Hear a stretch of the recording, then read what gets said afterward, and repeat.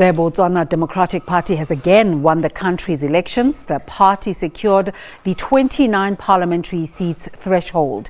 Botswana's parliament is made up of 57 seats, and the party that gets 29 seats or more gets to form the new government. Botswana's Chief Justice, Terence Ranwane, is at the offices of the state broadcaster to officially announce Mokgweetsi Masisi as the winner. The overall outcomes are expected during the course of the day. Masisi, who took over from Ian Khama last year, will now lead the landlocked country for the next 5 years. He was challenged by Duma Boko of the Umbrella for Democratic Change, Ndaba Gwalate of the AP, and Biggie Butale of the BPF. These three opposition leaders will not be members of parliament since they lost in their constituencies. In terms of Section 38 of the Constitution of Botswana, the Chief Justice is the returning officer for the purpose of election to the office of the President.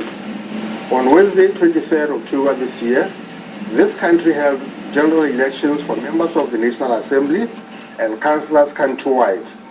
Although the counting of ballots is still ongoing, numbers of elected members of the National Assembly declared by the Independent Electoral Commission as winners are sufficient to enable me, as the returning officer for presidential elections, to determine which presidential candidate has obtained the required minimum support of the members of parliament to be declared President of the Republic.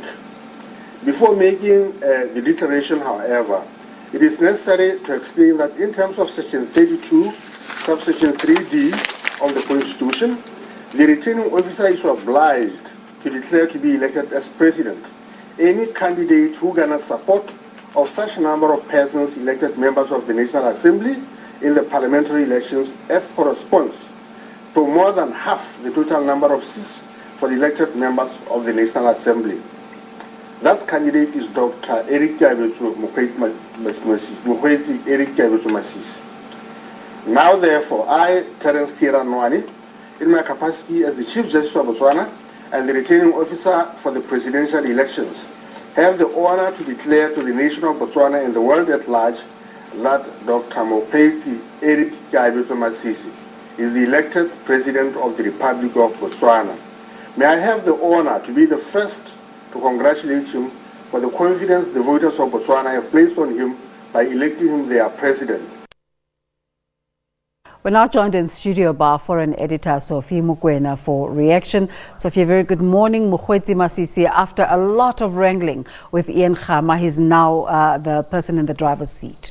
Yes, it was expected, and he really fought very hard to ensure that he retains the position. We know that there was a tense campaign in terms of the two leaders, the former and the current, trying to ensure that both their camps are victorious. We know that Ian Khama was supporting the opposition. You'd recall that I spoke to him when he was in South Africa, saying that he has abandoned the party that was launched by his father. But it looks like, unfortunately, it didn't go his way in terms of his wish. Duma Boko came out complaining, he even put up a press conference to complain that there was intimidation and the government was using state resources to undermine opposition parties. Do we know what his response has been to the outcome? I think already they were kind of having reservations in terms of the process, and I expect that he will again reiterate his position in terms of the processes. But the reality is, as an incumbent, you have this advantage all the time. Because, for an example, if you are a sitting head of state, you are campaigning for your party, clearly in terms of resources, you are covered, because in terms of transport, you know very well that because you are the current president, you can use the state resources. For example, if you want to fly from and that's point how basic A, it gets. It's just that, and you can't do anything about that. I mean, take for an example, Donald Trump is all over America right now campaigning, but he's using Air Force One. I mean, that's the pegs that goes with being an incumbent, or perhaps the current president. It happens even here in South Africa. If you are a president, when you're going to campaign, you still have your security around you, you have your cars. The detail that you're using anyway. Yes. Yeah. What are the election observers saying? The election observers, we know that they earlier indicated that in terms of voting was smooth. We're now waiting for them to give a final verdict in terms of whether elections were free and fair, or point out to weaknesses that needs to be tightened in future elections. But we know that it's a done deal. I mean, there's no way they're going to pronounce differently. We've already seen Botswana under Mokgweetsi Masisi. He came in last year in April. What do we expect to change in Botswana?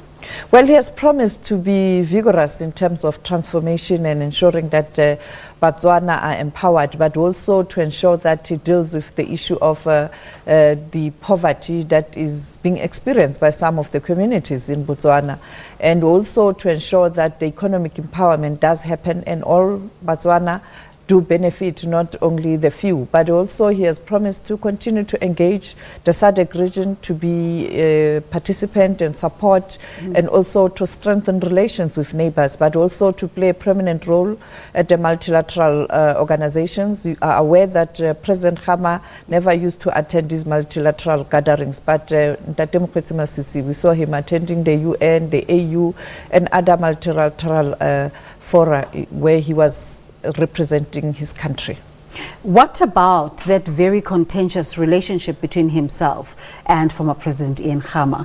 What efforts are being made in regard to smoothing out that relationship? You know, when I spoke to former President Ian Khama when he was in South Africa, I asked him whether there are no elders who can intervene to assist. I mean, you still have the former president, you know, in Botswana, who can perhaps mediate between the two. But he indicated that he has tried, but he couldn't succeed in terms of reaching out to President Masisi. But President Masisi, on the other hand, saying that there's no such a thing. He's willing to make peace with anyone in Botswana as long as they respect his authority. So I don't know whether this time around, after these elections, now that Botswana have spoken, there will be an effort from President Ian Khama himself to reach out to the current president, Tate Mokgweetsi Masisi, or Tate Mokgweetsi Masisi himself will try to ensure that vice versa. Yes, yeah. Yes, because it takes two people to resolve problems, and it's important that sometimes the sitting president or the current president must reach out to the former if the former is aggrieved. You have nothing to lose. We're having a conversation with our foreign editor, Sophie Mukwena, but let's now go to the field. Sintle Inglihi, he is in Gaborone.